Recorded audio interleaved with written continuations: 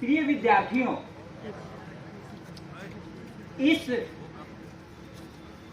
शुभ बेला में और इतने पवित्र वातावरण में जो कार्यक्रम हो रहे हैं और सर मंच पर विभिन्न प्रकार के पदों को शोभायमान करने वाले इनके फोन से बना रहा है हमारे अतिथिगण और स्कूल प्रबंधन के समस्त शिक्षकगण के साथ सारे कर्मचारीगण एवं विद्यार्थीगण इसको सफल बनाने में लगे हुए हैं। सबके लिए परमात्मा से प्रार्थना करते हुए मैं एक संस्कृत का श्लोक बोलना चाहता हूँ। आप भी बोलना, मेरी बात आप तक पहुँच जाए, इतना ही उद्देश्य है। आप भी बोलना और जितना भी निर्धारित समय हो उससे 2 मिनट पहले मैं समाप्त करूँ, लेकिन मेरी बात आप तक पहुँच जाए अगली पीढ़ी तक। सत्यम माता पिता ज्ञानम, धर्मो भ्राता दया स्वसा, शांति पत्नी क्षमा पुत्र, सदेते मम बांधवा।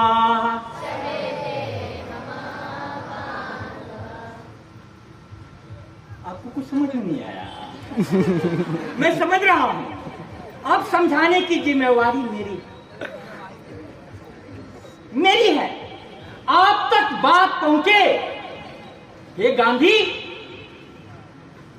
तेरे गमों की इस दुनिया में हिफाजत कौन करता है? हे गांधी, तेरे गमों की इस दुनिया में हिफाजत कौन करता है? दिखावा तो सभी करते हैं, चलने देना। मोहब्बत कौन करता है? वाह वाह, क्या बात की। दिखावा तो सभी करते हैं, मोहब्बत कौन करता है? मैं कहना चाहता हूं इस महनीय मंच से, आपने टॉपिक क्या दिया है? गांधी अतीत ही नहीं भविष्य भी है। लेकिन मैं कुछ दूसरी बातें बोलूं, सभा इजाजत देगी? यस। मैं कहता हूं कि गांधी सिर्फ वर्तमान है, वर्तमान है, वर्तमान है। यस। आप समझिए क्यों मैं ऐसा कह रहा हूं कि गांधी सिर्फ वर्तमान है। क्योंकि हमारी संस्कृति ने माना है कुछ शाश्वत मूल्य, जिसको कहा जाता है कि वो सदैव वर्तमान है, वर्तमान है, वर्तमान है। एक फकीर से पूछा गया कि आप अकेले रहते हैं। उसने कहा कि आपको मेरा परिवार नहीं दिखाई देता? बोला कि इस आश्रम में तो कोई नहीं दिखाई देते, कोई नहीं दिखाई देते। उसने वही श्लोक कहा जो मैंने आपसे बुलवाया, और गांधी का भी यही उत्तर होगा। सत्य मेरी माता है, सत्य मेरी माता है, पिता मेरा ज्ञान है, धर्म मेरा भाई है, दया मेरी बहन है, शांति मेरी पत्नी है, क्षमा मेरे पुत्र हैं। गांधी की आत्मा बार बार जन्म लेती रहती है। सही बात है, बार बार। इसलिए मैं कैसे कहूं कि गांधी अतीत ही नहीं भविष्य भी है।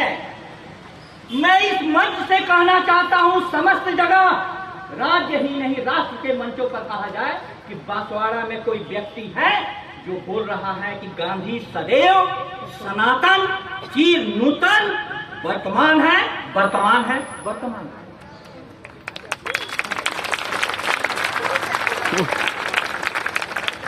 बोलने वाले इतने वक्ता हैं, उनका अधिकार छीनना भी मेरी नजरों में हिंसा है। इसलिए आपके अधिकार नहीं छीनूंगा। लेकिन मैं चाहता था कि बच्चों के प्रश्नों पर मैं अपना व्याख्यान दूं। लेकिन अभी मैं गांधी एक ही बात बार बार बोला करते थे। गांधी बहुत अच्छे वक्ता नहीं थे, लेकिन उनके बात इतने दिलों तक पहुंच गई कि लोग आश्चर्य कर गए। गांधी उस समय के इंटेलिजेंसिया क्लास में अव्वल नहीं थे, लेकिन गांधी जी की वाणी ने ऐसा जादू किया कि जो महिलाएं सदियों से सिर्फ 4 दीवारी में बंद थी, वो महिलाएं नारा लगाते हुए सड़कों पर चलने लगी, बाहर निकलने लगी। आप सोचो, आज उत्तराखंड में हुआ एक घटना अंकिता हत्याकांड। एक बच्ची निकलती है और समाज उसे इस जगह तक पहुंचा देता है। उस दिन भी मैंने एक लेख लिखा था और नवरात्रि का शुभारंभ था। वो मैंने लिखा था कि जिंदा देवी का अंतिम संस्कार कैसे सजेगा देवी दरबार, कैसे सजेगा देवी दरबार। आप सोचो, गांधी ने कौन सा जादू कर दिया कि आज से सैकड़ों वर्ष पहले नारियां सड़कों पर निकल गई और कंधे से कंधे मिला करके कस्तूरबा ने उनका हर आंदोलन में साथ दिया। आखिर कौन सा जादू? यह समाज, यह राष्ट्र यदि चाहता है कि भारत की आदि शक्ति, आदि आबादी बाहर खुल करके निकले, तो उसे फिर से सत्य, प्रेम, अहिंसा, गांधी के मौलिक और बुनियादी सिद्धांतों को जीवन में उतारना होगा। लड़कियां झूठ में, महिलाएं झूठ में, असत्य में ज्यादा नहीं जी सकती हैं, घृणा में ज्यादा नहीं जी सकती हैं, प्रेम में। इसीलिए तो परमात्मा ने अपनी सृष्टि को आगे बढ़ाने की जिम्मेवारी ही पुरुषों को नहीं दी, नारियों को दी। मैंने एक कविता लिखी थी, उसकी 2 लाइनें थी। बहुत सारे महिलाओं पर अत्याचार हो रहे थे, तो उसकी 2 लाइनें सुनाता हूं। हे परमात्मा, तू एक नई सृष्टि इजाद कर दे, पुरुष को कोख दे दे, स्त्री को आजाद कर दे। कितने पुरुष लोग चाहेंगे? कोई भी आएगा? कभी नहीं आएगा, क्योंकि परमात्मा ने शक्ति सिर्फ और सिर्फ नारियों को दिया है। मैं आपसे कहना चाहता हूं कि फिर भी गांधी जैसा महात्मा इस देश में हुआ, और आज हमारा देश सत्य के रास्ते से हटकर असत्य के कीचड़ में क्यों धंसा हुआ है? पहला प्रश्न है, क्यों धंसा हुआ? प्रेम के रास्ते से हटकर घृणा में क्यों जिंदा रहने को विवश है? और अहिंसा के मंत्र को भुलाकर चारों तरफ हिंसा का तांडव क्यों हो रहा है? आज सोचने का ये दिन है। मैंने अंत्येष्टि संस्कार अंकिता का देखा, आंखों में आंसू आ गए और मैंने शब्दों से उसे समाज तक पहुंचा दिया। क्या मामला है? कहां सवालों के तुमसे जवाब मांगते हैं, हम तो अपने आंखों के हिस्से का ख्वाब मांगते हैं। लड़कियां कहां सवालों के जवाब मांग रही हैं आपसे? पति परमात्मा है तो रहे। कहां सवालों के तुमसे जवाब मांगते हैं, हम तो अपने आंखों के हिस्से का ख्वाब मांगते हैं। लड़कियों की आंखों के हिस्से का ख्वाब तो दो।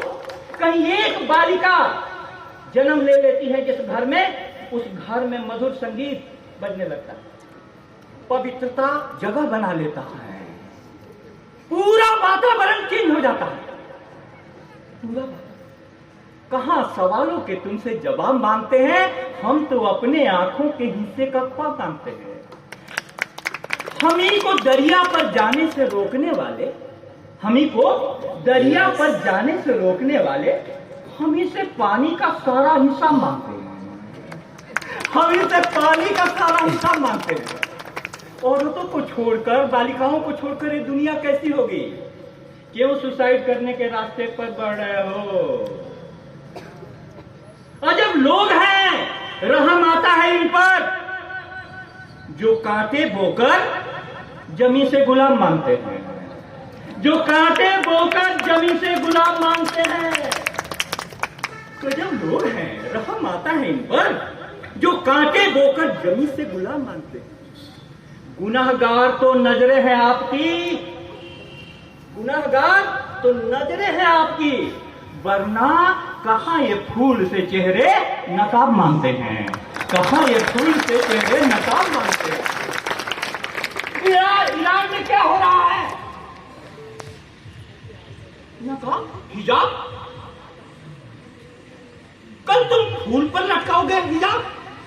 अरे परमात्मा ने सौंदर्य दिया है, उस सौंदर्य का दर्शन करो, लेकिन आंखें पवित्र तो पैदा करो। आंखें कैसे पवित्र होगी?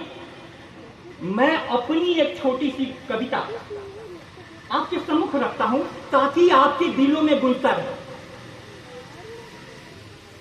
ध्यान से सुनिएगा, समस्या कहां है। क्यों गांधी को कभी अतीत बताया जा रहा है, कभी भविष्य बताया जा रहा है? गांधी कब वर्तमान होंगे? जिंदा गांधी हमको चाहिए, जिंदा गांधी, जिंदा गांधी चाहिए। अब मेरी कविता सुनने का मन आपका बन गया? ठीक है सभा। पापा सुबह सुबह पाठ पढ़ा रहे थे कि सदा सत्य बोलो।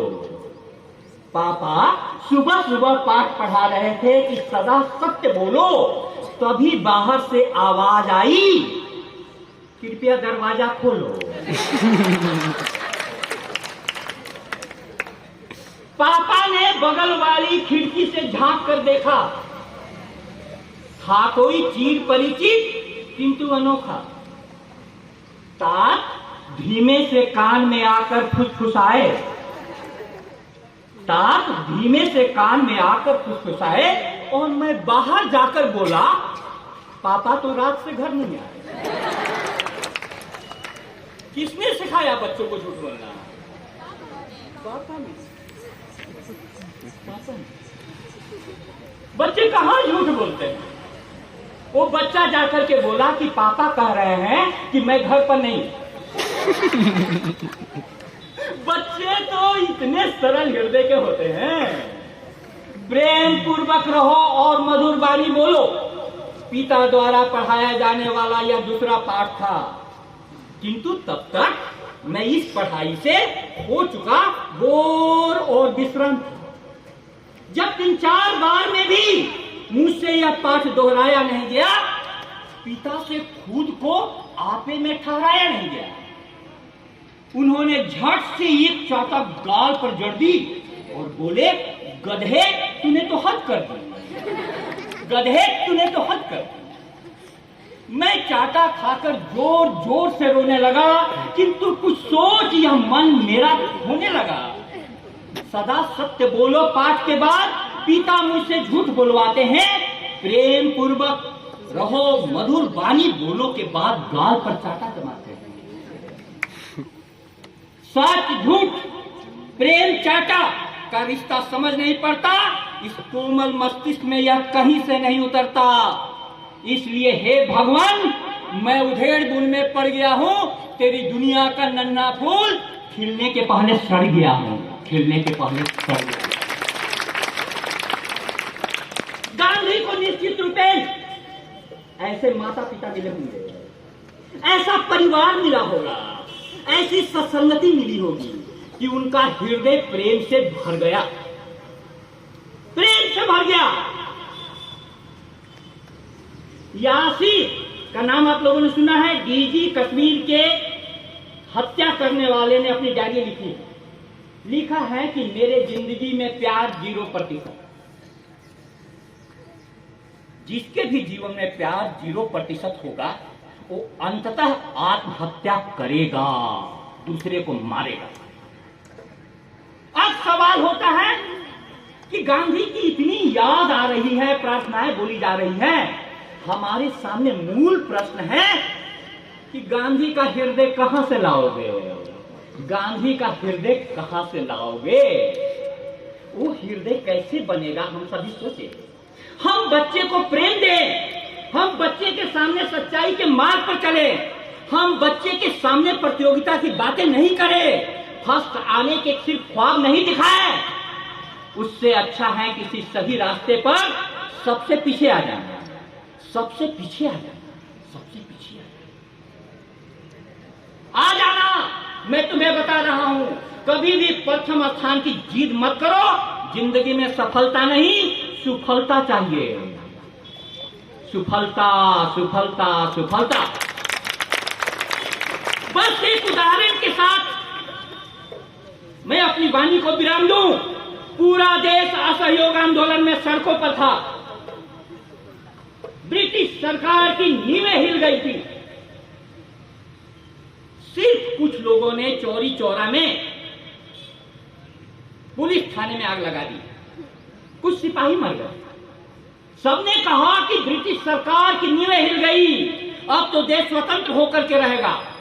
सबने, चाहे सुभाष चंद्र बोस हो, जवाहरलाल नेहरू हो, सबने। अकेले गांधी ने असहयोग आंदोलन वापस ले लिया। क्यों ले लिया?